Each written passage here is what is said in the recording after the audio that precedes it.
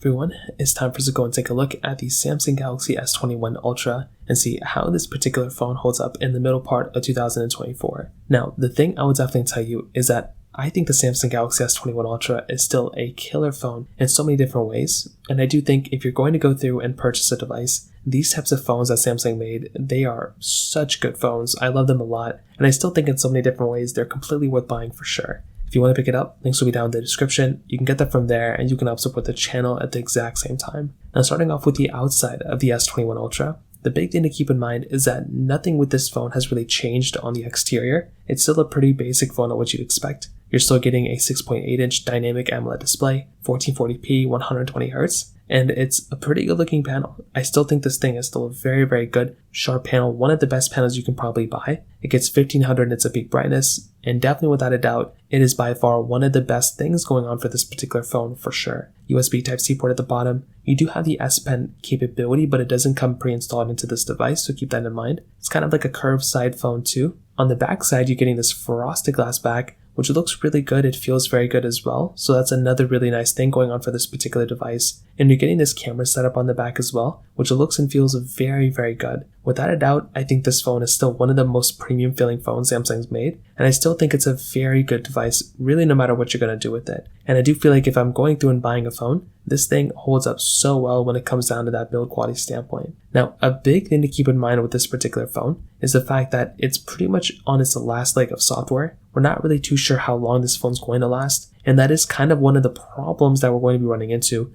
when we're getting this type of phone. And it's not a problem as to say that, it's an issue that you're going to be running into every single day. But if you're planning on buying this phone, you do have to kind of keep in mind in the back of your head that this phone isn't really going to be lasting an insane amount of time, at least longer when it comes down to the software standpoint. And that is kind of an issue, I would say, if you're going through and buying this phone. And like I said before, I'd hate for you to go and buy a phone like this if it's already going to be outdated with software, and that could be a possibility that could end up happening when you're buying this phone. So just kind of keep that in mind. Again, not the biggest deal in the world, but just one of those small things to keep in mind there. Beyond that though, the performance of this phone is still very, very good and very competitive against phones nowadays. You're still getting the Qualcomm Snapdragon 888 chipset inside with 12 or 16 gigabytes of RAM. I will tell you, in my personal opinion, in pretty much every single angle you could probably think about it, this type of phone does a really good job from the performance perspective. And even though this phone is significantly older than when it first came out, it was, not as old. This phone still holds up very, very well from the performance side.